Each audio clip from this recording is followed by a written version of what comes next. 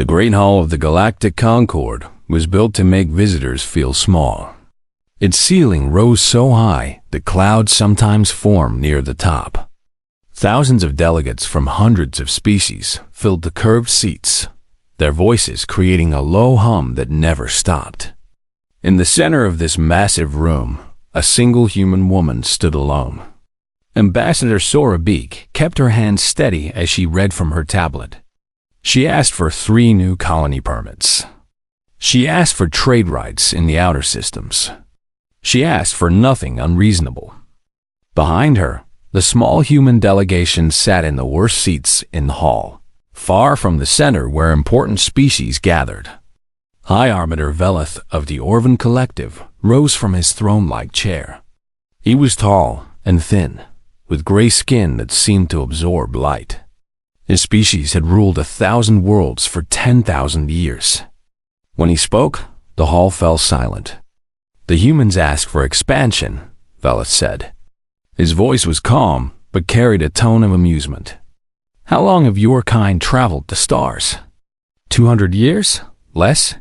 He made a sound that might have been laughter. My species built our first starship before your ancestors learned to make fire. You are children playing at civilization. Your request is denied. The hall erupted in sounds that humans could not make. Some species clicked their approval. Others hummed in agreement. A few remained silent, watching with curious eyes. Ambassador Beak stood frozen for a moment. Then she bowed her head slightly and returned to her seat. No one in that great hall noticed the look in her eyes. No one cared what one small human felt. That would prove to be a terrible mistake. Far from that political theater, on the edge of known space, a research station orbited a dying star.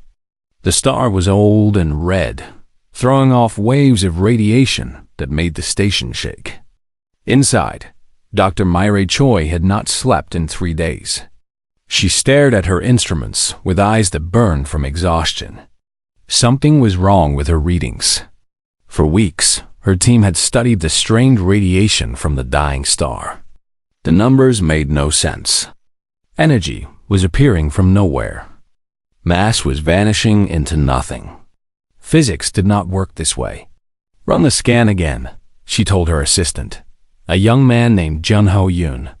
Doctor, we have run it 47 times. The results are the same. Myre rubbed her face with both hands.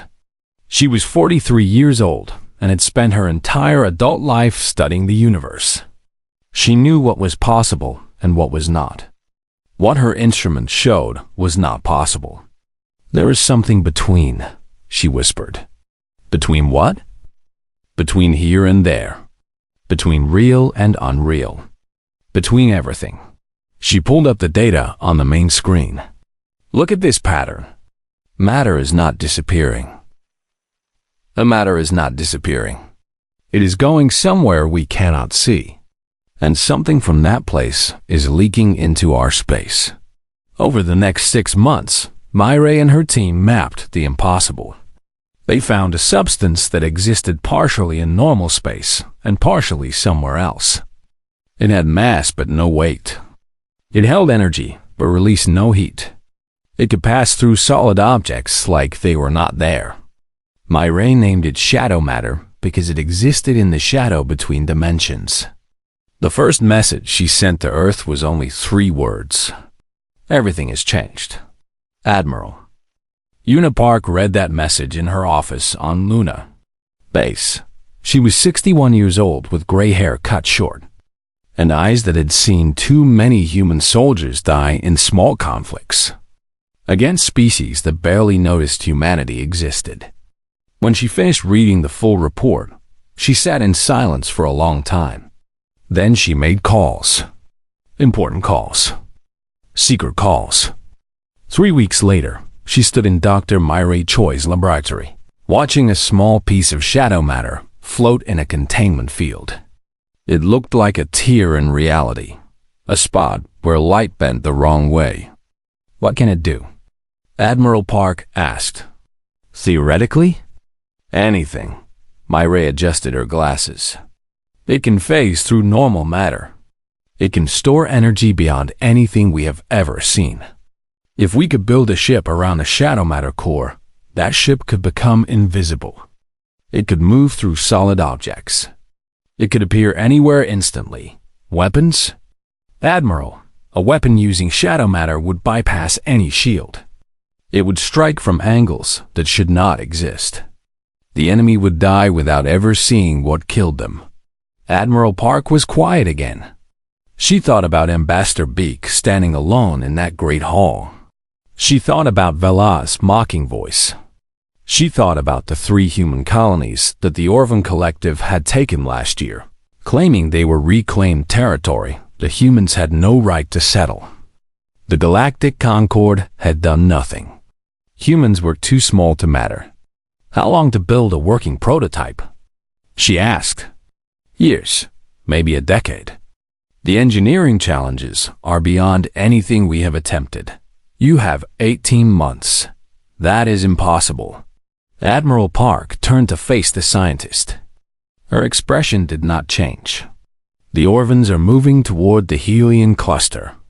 8 billion humans live there. In 18 months, their fleet will arrive. We will have nothing to stop them. Nothing conventional can match Orvan technology. She pointed at the shadow matter.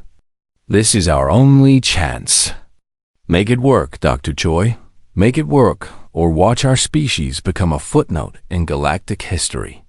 Myra wanted to argue. She wanted to explain all the reasons why this was impossible. But she looked at the shadow matter floating in its field, that tear in reality, that piece of something that should not exist.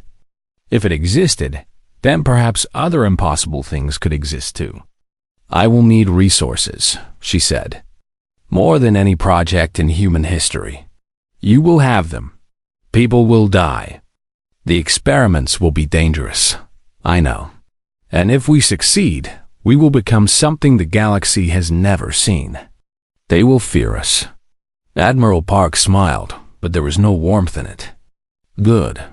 I am tired of being pitied. I am tired of being dismissed. Let them fear us. Let them finally see us. She took one last look at the shadow matter. They called us children. Children grow up, Dr. Choi, and sometimes they grow up to become the very thing that adults fear. Outside the station, the dying star continued its slow collapse. The universe moved on, unaware that in one small laboratory, 2 human women had just decided to change everything. The Orvans had no idea what was coming. Neither did the rest of the galaxy. In the shadows between dimensions, something waited, and humanity was about to reach in and grab it. The asteroid field had no name. It existed in a forgotten corner of human space, far from trade routes and curious eyes. Among the floating rocks, humans built their secret. They called it Shipyard Omega, and only 200 people in the entire species knew it existed. Captain Taiho Kim arrived on a transport ship with blacked-out windows. He was 34 years old, young for his rank, with a face that smiled easily but eyes that calculated constantly. The fleet had chosen him for this assignment because he was brilliant, adaptable, and willing to believe in impossible things. When he saw the shipyard for the first time, he stopped breathing. A skeleton of metal floated in the void, surrounded by worker pods and construction drones. It was a ship, but unlike any ship he had ever seen. The hull seemed to shimmer, as if it could not decide whether to exist or not. At its center, something glowed with a light that hurt to look at directly. "That is the shadow matter core," said the man floating beside him. Engineer Dong Yun Lee was 56 years old, with thick arms and a permanent scowl. He had built ships for 30 years. Do not look at it too long. It does strange things to your vision. What kind of strange things? You start seeing things that are not there. Or maybe things that are there but should not be. Dong Yun shrugged. We lost 3 workers last month. They looked at the core too long and walked right out of the airlock. Said they saw a door that would take them somewhere beautiful. Taiho felt cold despite his heated suit. And we are going to fly this thing? If we survive building it. The next months were the hardest of Taiho's life. He trained in simulators that made him sick. He studied physics that contradicted everything he knew. He learned to think in angles that human minds were not designed to understand. Dr. Murray Choi visited weekly, always tired, always worried. She explained the shadow matter in simple terms. It existed between dimensions, touching normal space, but not fully part of it. A ship built around a shadow core could slip into that between space, becoming invisible to normal sensors. It could phase through solid objects. It could move in directions that did not exist on any map. The human brain should not be able to process this, she told Taiho one night. They sat in the station's small cafeteria, drinking bad coffee. But something strange is happening. The core responds to neural patterns. It reads the crew's intentions and adapts. Is that safe?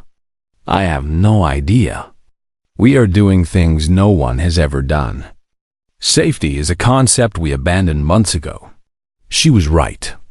The project demanded sacrifice. Station 7 exploded during a containment test. 43 people died instantly, their bodies scattered across the void. Station 12 suffered a phase accident that turned its crew inside out. 29 dead. Station 3 simply vanished one day, slipping entirely into the between space and never returning. 81 souls lost. After each disaster, some workers quit. They could not handle the fear, the death, the wrongness of what they were building. But others stayed. They stayed because they remembered Veloth's mocking voice. They stayed because they had family on worlds the Orvans would soon take. They stayed because they refused to let humanity end with a whimper. Taiho stayed too. He held the hand of a dying engineer whose skin had turned transparent from shadow exposure. He wrote letters to families that would never understand how their loved ones had died. He lay awake at night, feeling the faint hum of the shadow core through the station's walls, wondering if it was watching him. Lieutenant Ji Woo Han arrived 6 months into the project. She was 30 years old, with sharp features and sharper instincts. The fleet had assigned her as tactical officer because she could think faster than anyone else in the service. This is madness, she told Taiho after her first briefing. We are building weapons that violate physics. Ships that exist in 2 places at once. How is this even possible? It is not possible, Taiho said. But we are doing it anyway.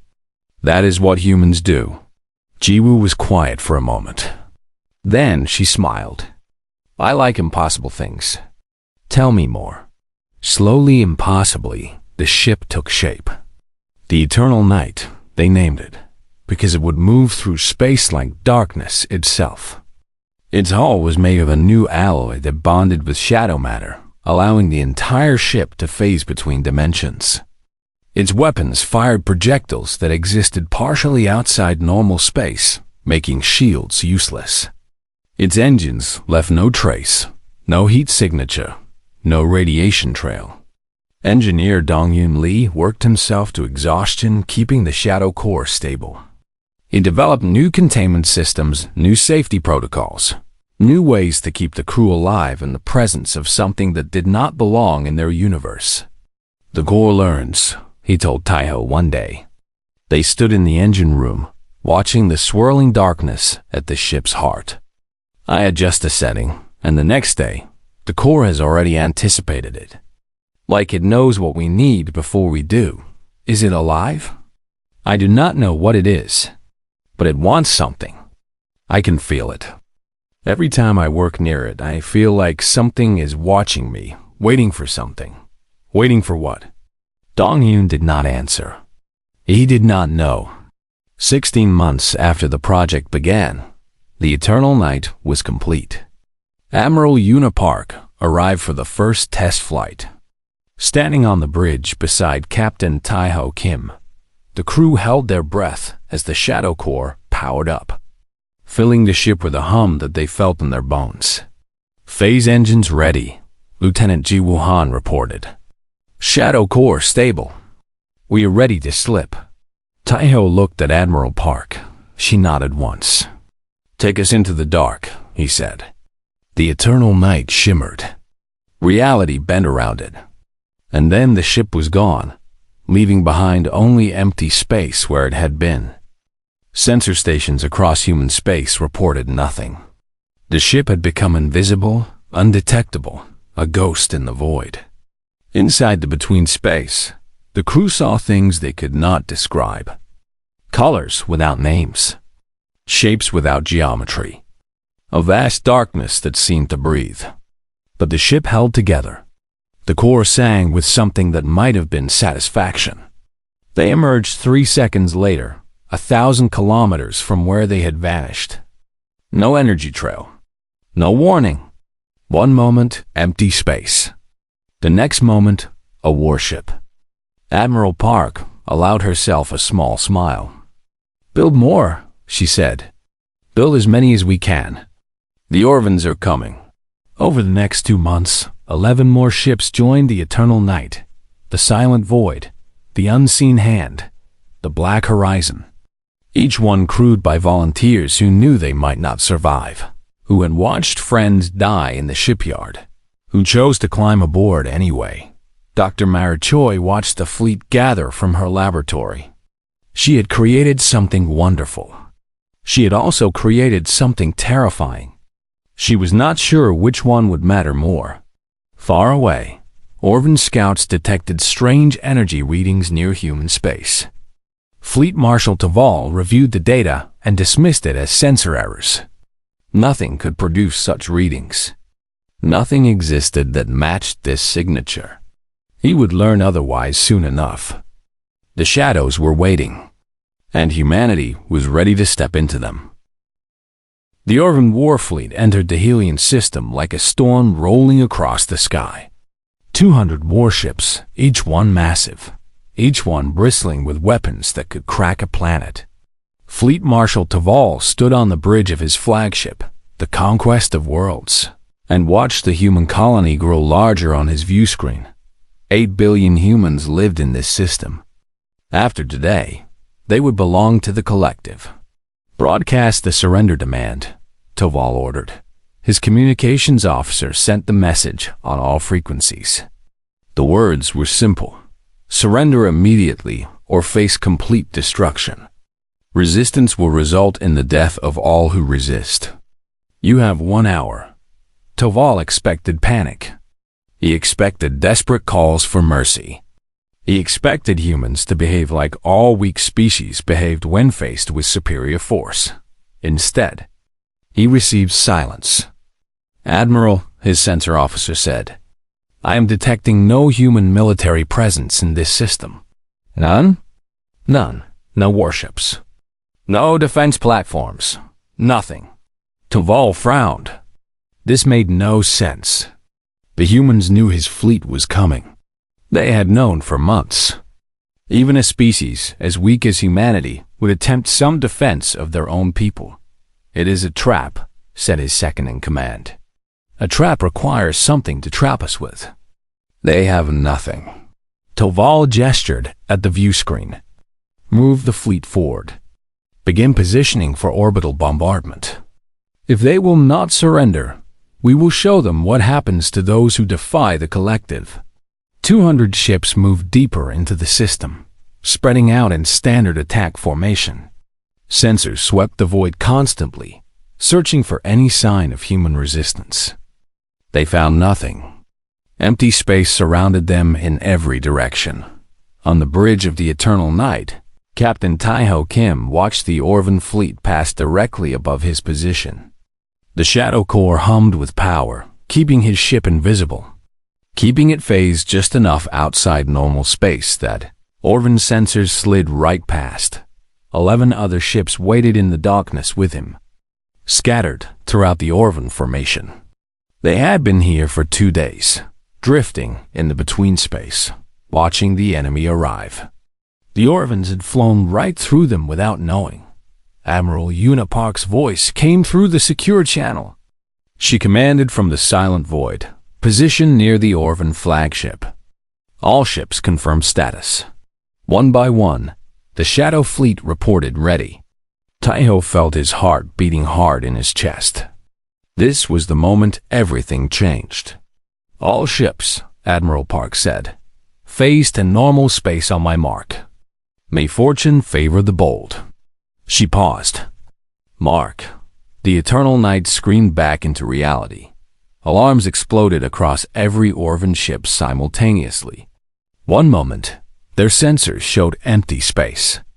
The next moment, 12 human warships had appeared inside their formation, as if they had always been there, as if they had stepped through an invisible door. Fleet Marshal Taval stared at his view screen in shock. What is this? Where did they come from? No one could answer him. No one understood. All ships, open fire. He commanded. 200 Orvan warships unleashed their weapons at once. Energy beams bright enough to blind. Missiles that could destroy cities. Enough firepower to crack moons. The human ships shimmered and became transparent. Every shot passed through them like they were not there. Energy beams traveled through hulls without touching them. Missiles flew through bridges and out the other side without exploding. The human ships existed and did not exist at the same time. On the conquest of worlds, Toval watched this impossibility with growing horror. This cannot be, he whispered. This cannot be. But it was. The eternal night turned toward an Orvan cruiser.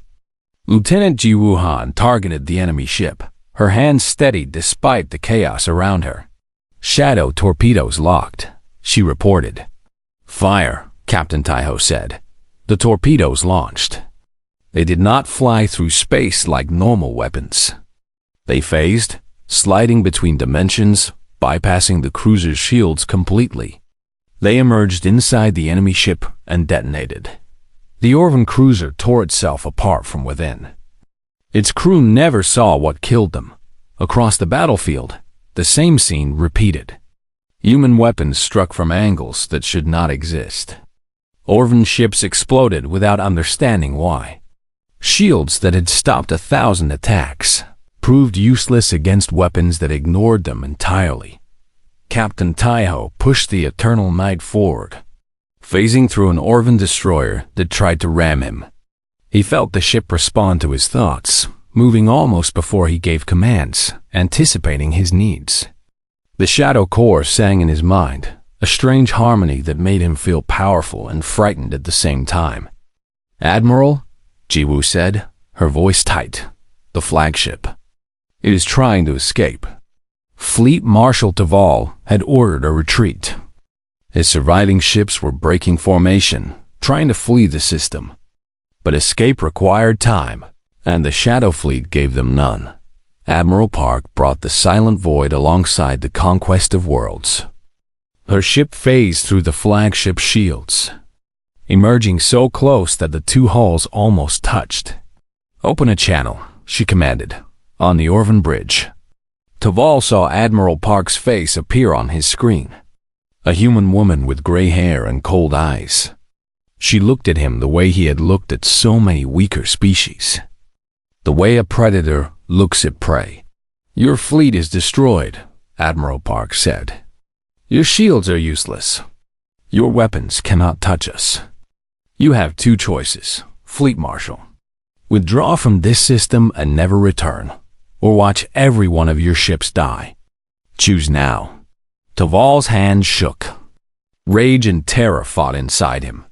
1,000 generations of Orvan superiority demanded he fight to the death. But he looked at his tactical display. 147 ships gone. The humans had lost nothing. We will withdraw, he said. The words tasted like poison. A wise choice. Tell High Arbiter Velith what happened here today. Tell him humanity sends a message. Admiral Park leaned forward. We are done being dismissed. We are done being conquered. The next time Orvan ships enter our space without permission, we will not offer surrender terms. We will simply kill you all." The channel closed. The surviving Orvan ships fled the system at maximum speed, their crews silent with shock. On the eternal night, the crew stood frozen at their stations. They had won. Against 200 Orvan warships, they had won without losing a single ship, without suffering a single casualty. It seemed impossible. Captain Taiho found that he was trembling. "Is it over?"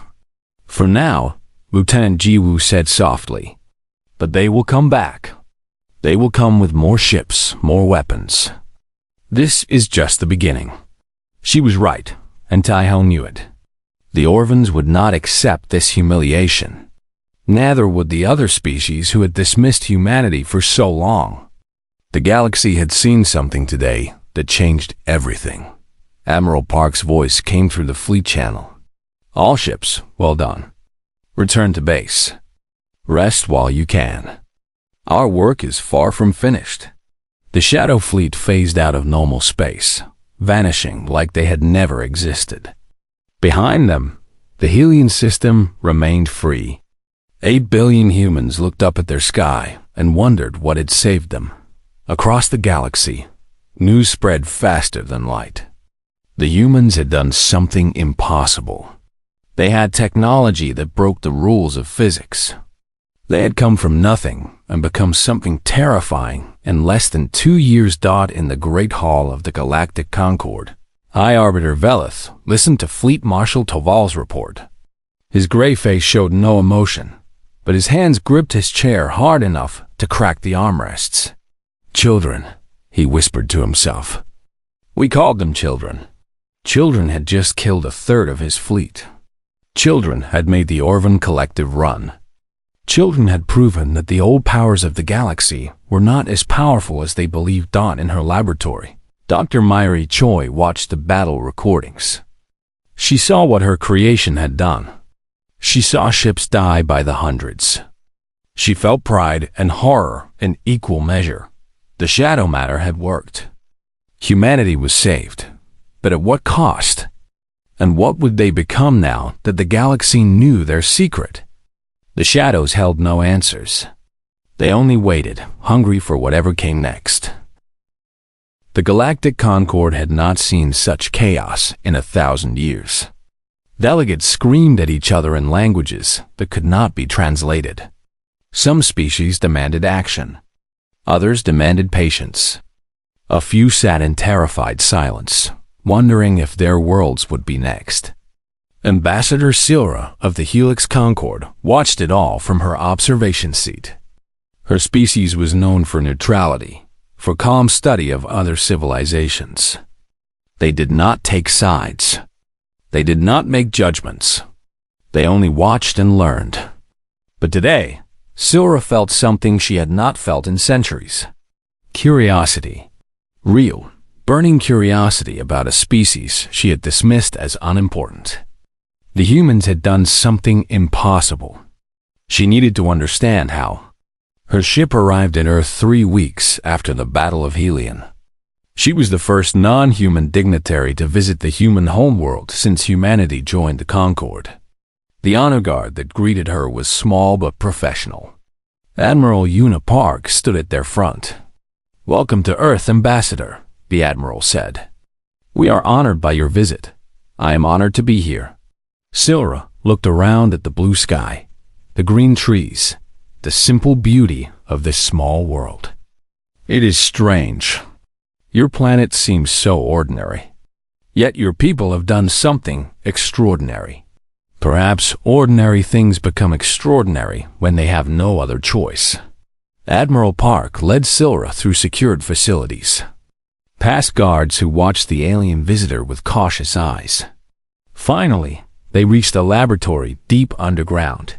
Dr. Myra Choi waited inside, standing beside a containment field that held a small piece of shadow matter. Silra stopped breathing. Her species did not need oxygen to survive, but they still breathed from habit. Now that habit failed her as she stared at something that should not exist. What is it? She whispered. We call it shadow matter, Dr. Choi said. It exists between dimensions, partially in our space and partially somewhere else. It can store energy, phase through normal matter, and bend the rules of physics in ways we still do not fully understand. Where did it come from? We found it leaking from a dying star. The star's collapse created tears in dimensional barriers. Shadow matter seeped through. Silra moved closer to the containment field. The shadow matter seemed to move toward her, as if curious about this new observer. How did you learn to harness it so quickly? My species has studied dimensional theory for 10,000 years. We never found anything like this. Desperation, Admiral Park said simply. The Orvans were coming. We had 80 months to find a miracle or watch our people die. Miracles become possible when the alternative is extinction. Silra spent hours in that laboratory, learning everything the humans would share. When she finally left, her mind was full of thoughts she had never thought before. The humans had done something that changed the fundamental balance of galactic power. And they had done it not because they were special, but because they refused to die. Meanwhile, the Galactic Concord continued its chaos. Emergency sessions lasted for days without conclusion. The Orvans demanded that humanity surrender their shadow matter technology to the Concord for safe storage. Other species argued that the technology should be destroyed completely. A few brave voices suggested that humanity had a right to defend themselves. High Arbiter Veleth sat through these debates with growing frustration. He had ruled the Orvan Collective for 300 years. He had conquered 100 worlds. He had never felt powerless before. Now he felt powerless. And he hated it. The humans must be stopped, he told his council. They represent a threat to galactic stability. A threat to the natural order. What do you propose? Fleet Marshal Taval asked. He still carried the shame of his defeat. His career was ruined. His honor was dust. The Starfire Protocol. Silence fell over the council chamber. The Starfire Protocol was Forbidden's knowledge, a weapon from ancient wars that had almost destroyed the collective itself. Stellar destabilizers that could trigger stars to explode, wiping out entire systems. High Arbiter, Taval said carefully. The protocol was sealed for a reason. Using it would violate every treaty the collective has signed. Treaties mean nothing if we are too weak to enforce them. The humans have shown that they will not respect power they do not fear. So we will give them something to fear. Veleth's gray face twisted with cold rage. Deploy the destabilizers to 3 human systems. Not Earth, not yet. But their colonies. 3 worlds with billions of people. When their stars explode, the humans will understand that their shadow matter cannot save everyone. On the Eternal Night, Captain Taiho Kim reviewed tactical data in his quarters. They had won a great victory, but he felt no joy. He kept seeing the Orvan ships exploding, kept imagining the crews dying inside them. They had been enemies, yes, but they had also been living beings who died without understanding what killed them. Lajun Ji Wuhan found him staring at the wall. You should rest, she said. I cannot. Every time I close my eyes, I see them dying. Ji Wu sat beside him. We saved 8 billion people. Does that not count for something? It does. But I wonder what we are becoming. He turned to face her. The Shadow Core reads our thoughts, anticipates our commands. Engineer Dong Yun says it is learning from us. What if it learns the wrong things? What if we teach it that violence is the answer to everything? Maybe violence is the answer when your alternative is death. Maybe. Or maybe we are building something that will eventually consume us. They sat in silence. 2 soldiers carrying the weight of impossible weapons. Dr. Myra Choi worked alone in her laboratory, reviewing new data from the Shadow Cores. What she found terrified her. The cores were changing. Each battle, Each phase, each moment of synchronization with human crews. The shadow matter was adapting. It was learning not just commands but emotions. Fear, determination, the desperate desire to protect loved ones. The shadow matter was becoming something new. Something that wanted to exist in normal space. Something that needed humans to anchor it to reality.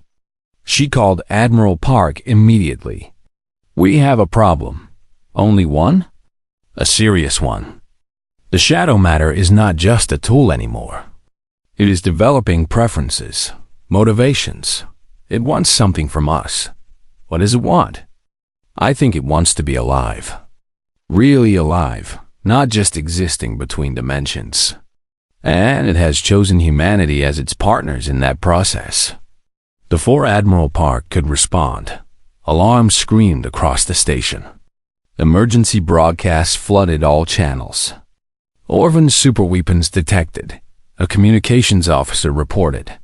3 stellar destabilizers are approaching human space. Targets are the Yara colony, the new Sol system, and the frontier settlement. Combined population, 19 billion. Estimated time to detonation, 72 hours. Admiral Park felt her blood turn to ice. The Orvans were going to destroy 3 stars. 19 billion people would die in fires hotter than anything the universe had created since the first moments of existence. "Can we stop them?" she asked. "The destabilizers are heavily defended. Standard weapons cannot penetrate their shields. And we only have 12 shadow ships. 12 ships. 3 targets. 19 billion lives." Admiral Park closed her eyes for one moment. Then she opened them, and her voice was steel. "Contact all Shadow Fleet commanders. Emergency briefing in 1 hour. We are going to split our forces and attack all 3 targets simultaneously." She looked at the star map showing the approaching weapons. "The Orvans think they can threaten us into submission. They are wrong. We are going to show them what happens when you try to kill stars." The Shadow Fleet prepared for war.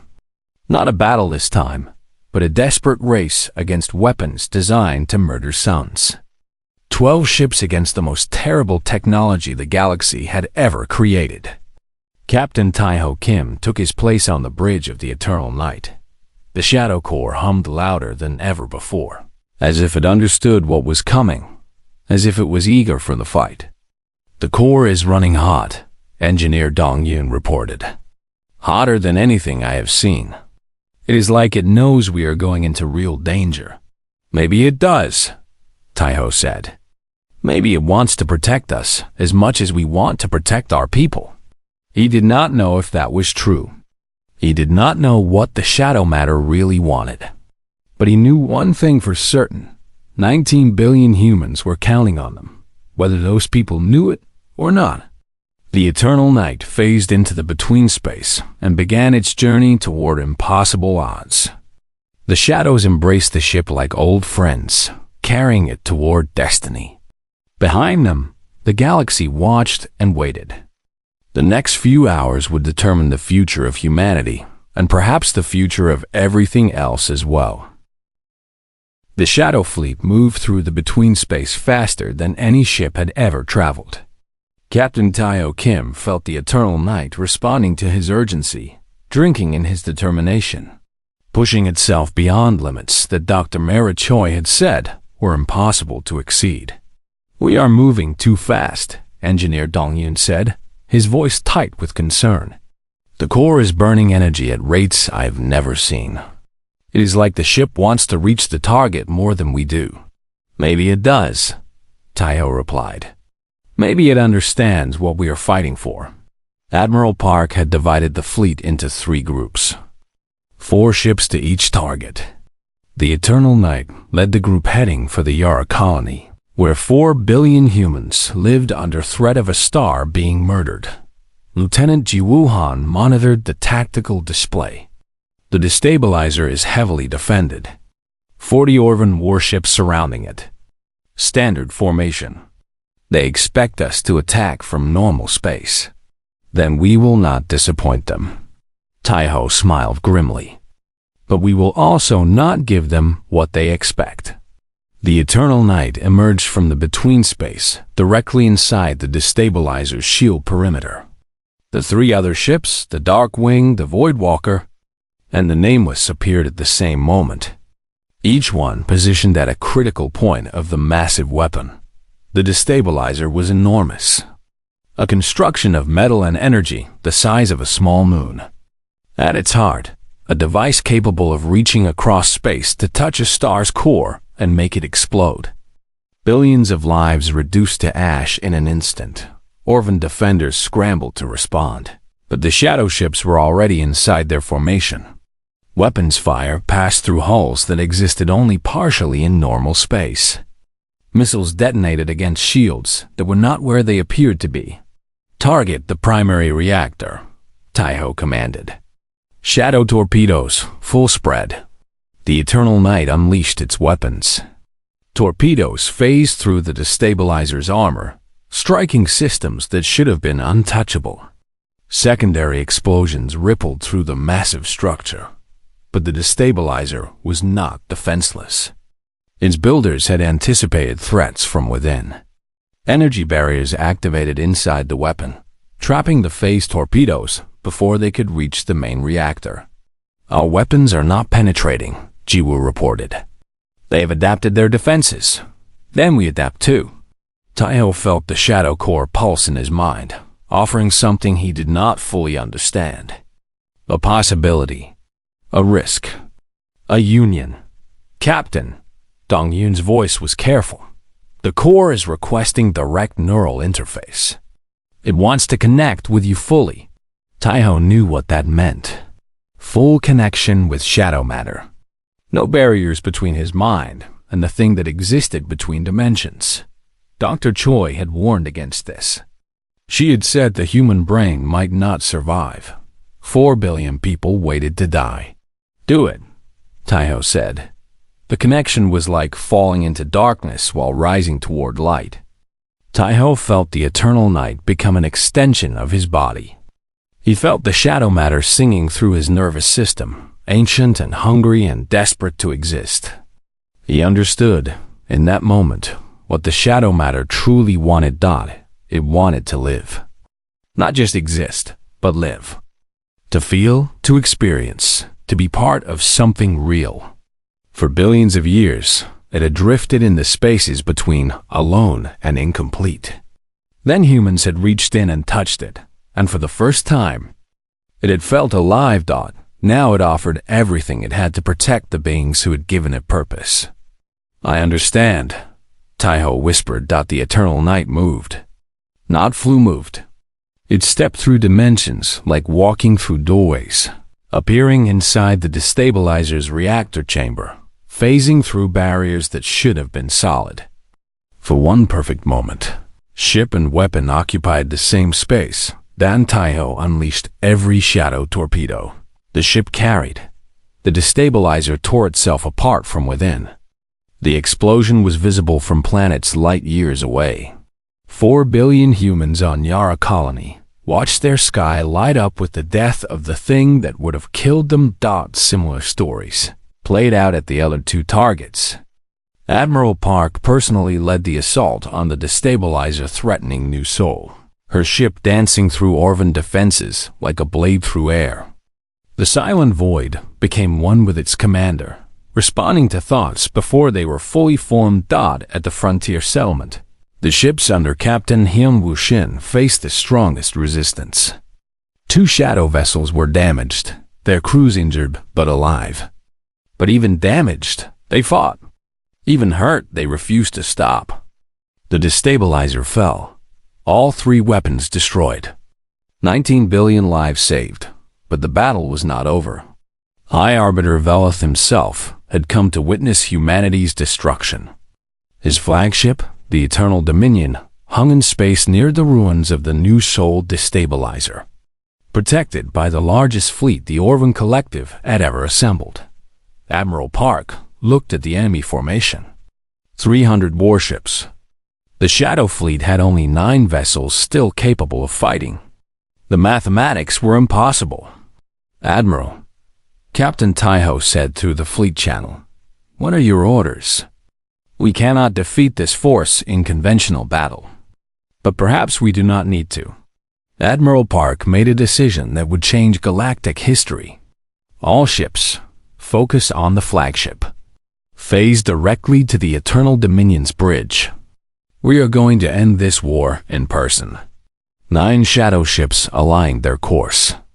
9 crews prepared for the most dangerous maneuver they had ever attempted. 9 captains felt their shadow cores surge with something that might have been eagerness. They phased as one. High Arbiter Velith stood on his bridge, watching the human ships disappear from his sensors. For a moment, he felt relief. They had retreated. Humanity had learned its place. Then the shadows came.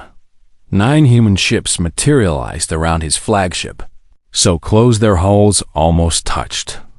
One ship, the Eternal Night, appeared inside the bridge itself, its hull filling half the massive command center. Orvan officers screamed and fled. Consoles exploded as reality itself protested the intrusion. Captain Taiho, Kim stepped off the Eternal Night onto the bridge of the Eternal Dominion. His boots touched Orvan metal. Behind him, a squad of human soldiers followed, their weapons trained on the terrified aliens around them. Velith faced him across the ruined bridge. The High Arbiter had ruled for 300 years. He had never looked into the eyes of someone who had beaten him. "This is impossible," Velith said. "You cannot be here.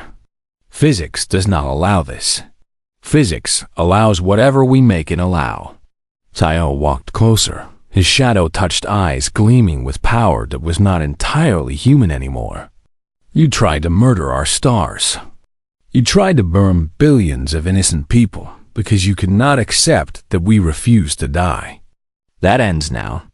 Admiral Park's voice came through every channel on both fleets. "High Arbiter Velith, this is Admiral Unipark of the Human Shadow Fleet. Your superweapons are destroyed. Your flagship is captured. Your fleet is surrounded by ships you cannot touch, cannot see, cannot fight. You have one chance to survive this day. What do you want?" Velith asked. His voice had lost its arrogance. "Withdrawal. Complete and permanent withdrawal from all human space. Release of every occupied human colony. Recognition of humanity as a sovereign power with equal standing in the Galactic Concord. And a promise sealed with whatever bonds your species holds sacred that the Orvan Collective will never threaten humanity again. And if I refuse?" Taiho smiled. It was not a pleasant smile. "Then I kill you here, on your own bridge, and we make the same offer to whoever takes your place. Again and again, until someone accepts. You taught us this, High Arbiter. You taught us that the galaxy respects nothing but power. So here is our power. Submit or die." Velith looked around his ruined bridge. He looked at his terrified officers. He looked at the human captain standing before him, surrounded by shadows that moved like living things. "I accept your terms," he said. Captain Taiho Kim lowered his weapon. A wise choice.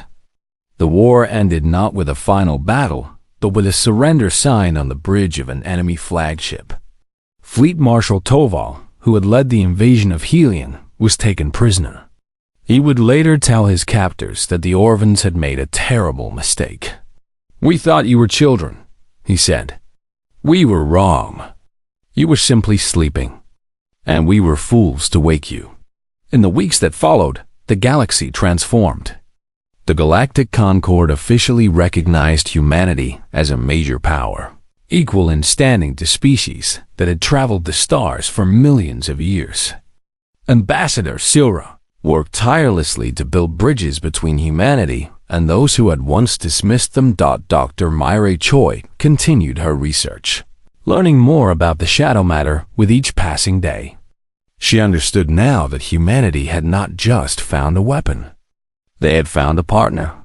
The shadow matter wanted to live, and humans had given it that chance. In return, It had given them the power to survive.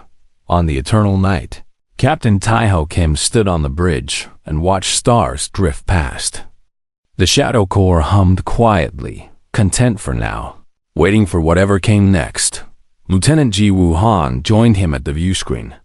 Where we go from here? Wherever we are needed. The galaxy knows what we are now.